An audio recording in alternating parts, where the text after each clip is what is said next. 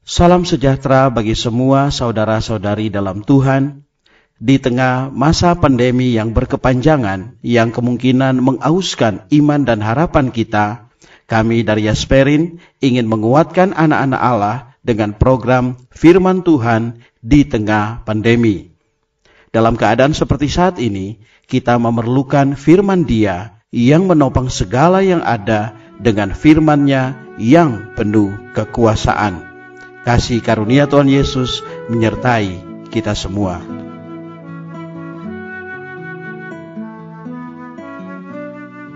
Saudara-saudari yang dikasihi oleh Tuhan Yesus Kristus, selamat bertemu kembali dalam program Arus Hayat Voice.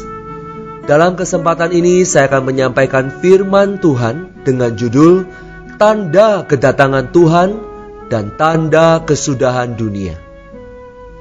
Pembacaan Alkitab kali ini diambil dari Injil Matius pasal 24 ayat ketiga dan 14. Ketika Yesus duduk di atas bukit Zaitun, datanglah murid-muridnya kepadanya untuk bercakap-cakap sendirian dengan dia. Kata mereka, katakanlah kepada kami, bila manakah itu akan terjadi? Dan apakah tanda kedatanganmu dan tanda kesudahan dunia? Injil kerajaan ini akan diberitakan di seluruh dunia, menjadi kesaksian bagi semua bangsa. Sesudah itu barulah tiba kesudahannya. Setelah Tuhan datang ke Bukit Zaitun dan duduk di sana, murid-murid datang kepadanya secara pribadi, mendaki gunung yang tinggi dan masuk ke hadiratnya untuk bertanya kepadanya. Pertanyaan murid-murid menyangkut 3 hal. Hal pertama ialah kapan perkara-perkara ini akan terjadi.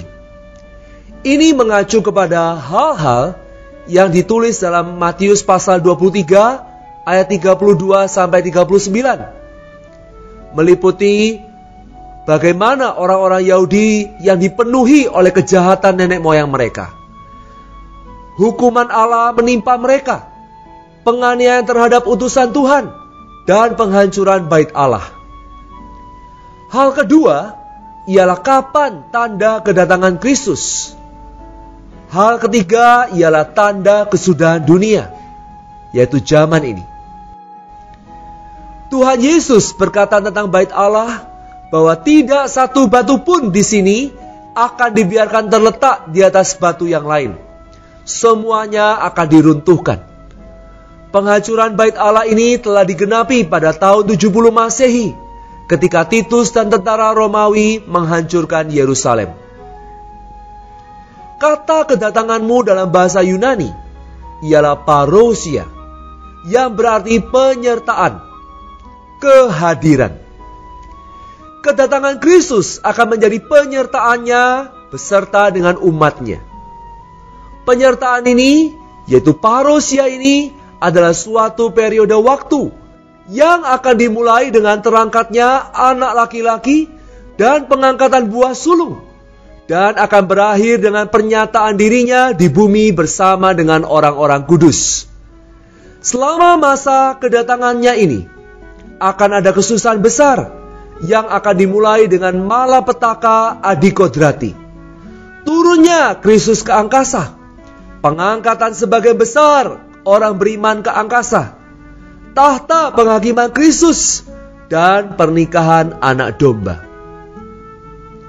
Sejak kenaikan Kristus ke surga sampai kesusahan besar yang akan datang, beberapa aspek dari nubuat dari Matius pasal 24 ayat 4 sampai 14 sudah digenapkan, dan sebagian lagi masih dalam proses penggenapan. Pada saat kesusahan besar yang akan menjadi kesudahan atau akhir zaman ini, nubuat ini akan sepenuhnya digenapi. Dalam ayat 4 dan 5, Tuhan mengatakan bahwa banyak penyesat akan datang dalam nama Kristus dan menyesatkan banyak orang. Sejak Kristus naik ke surga, banyak orang datang menyatakan dirinya sebagai Kristus. Dalam ayat 6 sampai 7, Tuhan berkata bahwa akan terjadi perang, kelaparan, dan gempa bumi. Mulai dari abad pertama sampai abad ini, baik perang sipil maupun peperangan internasional terus-menerus silih berganti. Selain itu, timbul banyak bencana kelaparan dan kematian terutama akibat peperangan. Kemudian gempa bumi telah terjadi di sepanjang abad, lebih banyak dan akan makin dahsyat pada akhir zaman ini daripada tahun-tahun sebelumnya. Dalam ayat 8, Tuhan Yesus berkata, terjemahan langsungnya, akan tetapi semuanya itu barulah permulaan penderitaan sakit bersalin menjelang zaman baru. Kata penderitaan di sini berarti penderitaan sakit bersalin, yaitu sakit pada waktu melahirkan anak. Dalam rencana perjanjian baru Allah memiliki kedambaan dan tujuan untuk melahirkan dan mendapatkan banyak putra Allah untuk menjadi ekspresinya. Karena itu, sakit bersalin di sini mengacu kepada semua kesusahan yang akan diderita oleh kaum beriman dalam zaman perjanjian baru karena diri Tuhan. Ini termasuk perang, kelaparan, gempa bumi, penderitaan, dan penganiayaan.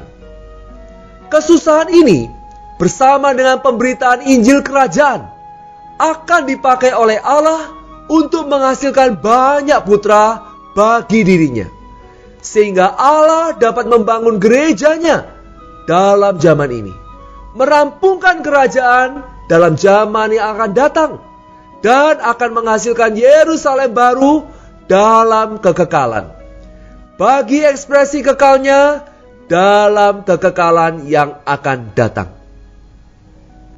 Dalam ayat 9-11, murid-murid Tuhan dari bangsa Yahudi akan dianiaya dan dibenci oleh bangsa-bangsa.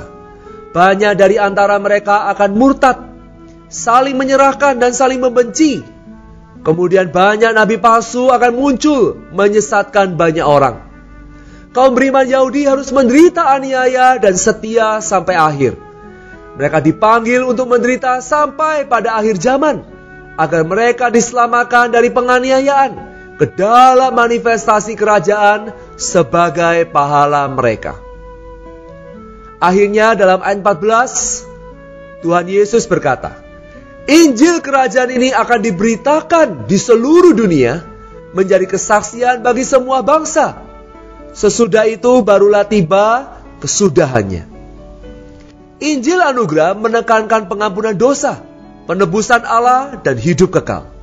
Sedangkan Injil kerajaan menekankan pemerintahan surgawi Allah dan wewenang Tuhan di atas diri kita. Injil kerajaan mencakup dan meliputi Injil anugerah.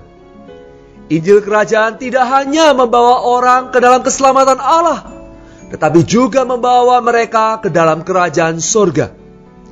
Injil kerajaan ini akan diberitakan ke seluruh dunia menjadi suatu kesaksian kepada semua bangsa sebelum akhir zaman ini, yaitu sebelum masa kesusahan besar. Jadi dalam ayat 4-14 kita dapat melihat sejarah sesungguhnya tentang orang Yahudi, mulai sejak kenaikan Kristus sampai pada akhir zaman ini, yaitu masa 3,5 tahun kesusahan besar. Segala sesuatu dalam ayat-ayat ini akan terpenuhi. Hal terakhir ialah pemberitaan Injil Kerajaan. Kita perlu memikul beban untuk membawa Injil Kerajaan ini ke seluruh bumi yang berpenghuni. Sebab itu tanda yang terpenting dan tanda yang terkuat dari kesudahan zaman ini sebelum kesusahan besar ialah pemberitaan Injil Kerajaan ke seluruh bangsa. Mari kita berdoa. Tuhan Yesus, terima kasih untuk firman-Mu yang menjadi pelita, bercahaya di dalam dunia yang gelap.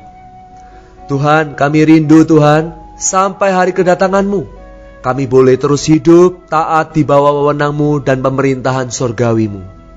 Berkatilah ya Tuhan, Injil Kerajaan dapat terus disebarluaskan di Indonesia.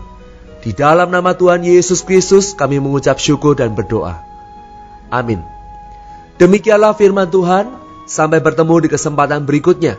Kasih karunia-Nya menyertai roh kita sekalian. Amin.